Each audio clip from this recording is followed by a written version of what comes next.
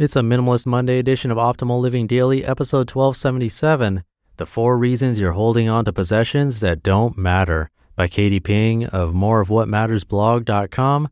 And I'm Justin Malik, your personal narrator, and the guy that reads to you every single day of the year from some of the best blogs in the world, all for free and with permission from the authors.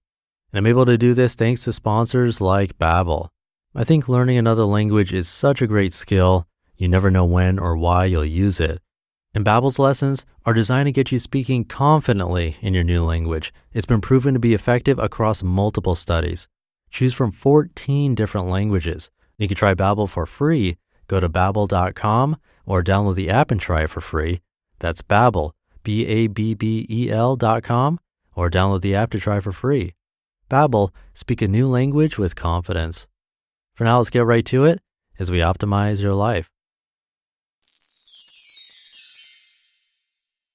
The 4 Reasons You're Holding On to Possessions That Don't Matter, by Katie Ping of moreofwhatmattersblog.com.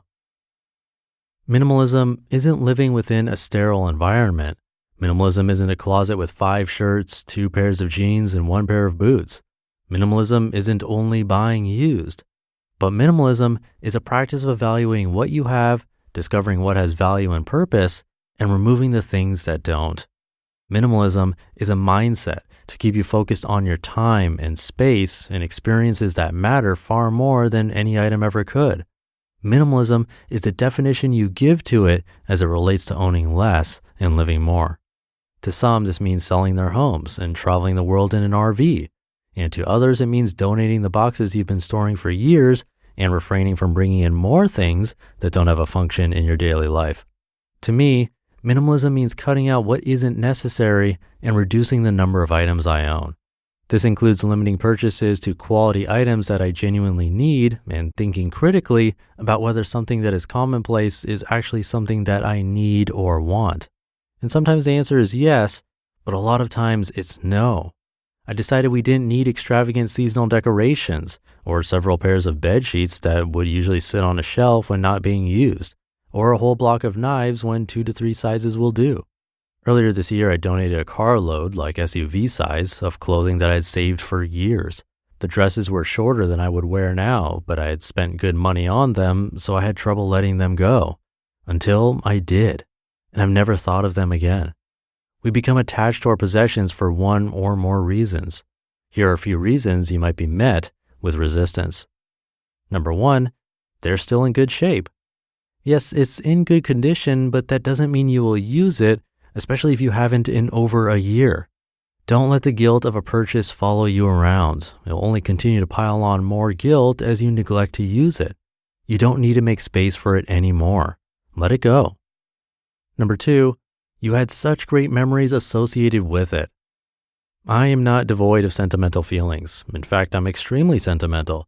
Who else saves corsages from high school dances and movie ticket stubs from elementary school? P.S. The movie Dick about Watergate was kind of okay, but I don't need to be reminded by a 20-year-old square of cardstock. Save the important stuff if you want, some of it. Put it in a special box along with a few other treasured mementos. But you can't save them all. Write about them, take a picture of them, but ultimately decide which ones hold value and let go of the rest. Number 3, you or someone might need it someday. Chances are you won't, and they won't. What is the value you place on it? Is it more valuable than your stress, time, and living space? If it were to be ruined in a flood or a disaster, would you be distraught, or would you buy a new one? There are treasures worth passing down or saving for a future generation, and there's the whole "they don't make them like this nowadays" argument, but most things you are saving for this reason are being saved out of the false security it brings you. I'm not suggesting you cycle through things for the sake of buying new. What I'm suggesting is that you make a decision on whether you will actually ever need all of your favorite VHS tapes into the future. I love Split Infinity and Barbie Workout, but I can't think of a time when these will be in my imaginary VCR. Number 4, having 2 or multiple of an item means you always have a backup. When we got married, we accumulated 12 plus wooden spoons. Some were different sizes, and some had slots, and others were square at the top, but overall just a lot of wooden spoons. I struggled when Eric suggested we had too many. They had been gifts or had been my grandma's. I couldn't get rid of any. We had never used 12 spoons at one time, but surely it might happen. It didn't. We now have 8 wooden spoons. It's still a lot. But we do use 1 to 2 in preparing nearly every meal. And there are things I choose to have a moderate amount of, like 1 or 2, or none. We keep things because we think we need them, society tells us we need them, or we feel such immense guilt that we better just keep it forever to appease our guilty conscience. Though I can let go of clothing and quote-unquote keepsakes, heavy on the quotes here, gadgets and trendy purchases, I draw the line at our New Kids on the Block lunchbox. That thing was a collector's item and my mom knows it and will never let her forget it. But honestly, her giving it away will always be more memorable than ever keeping it to begin with. And that's what matters more. You just listened to the post titled, The 4 Reasons You're Holding On to Possessions That Don't Matter by Katie Ping of moreofwhatmattersblog.com.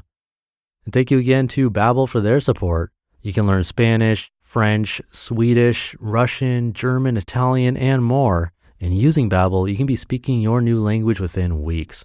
Babbel's 10 to 15-minute lessons are super convenient, available anytime, anywhere, on your desktop, smartphone, or tablet, as an app or online, and synced across devices.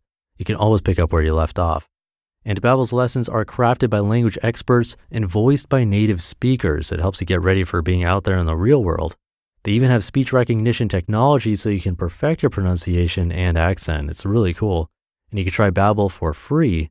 Go to babbel.com or download the app and try it for free.